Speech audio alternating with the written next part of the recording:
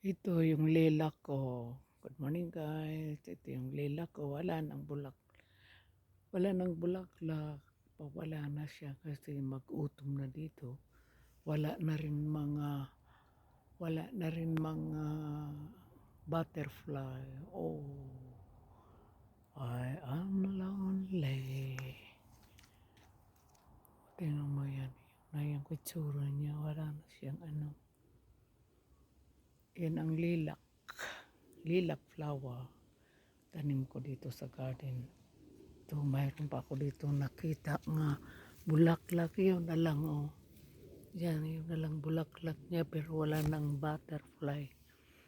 Umalis na ang butterfly. Wala na.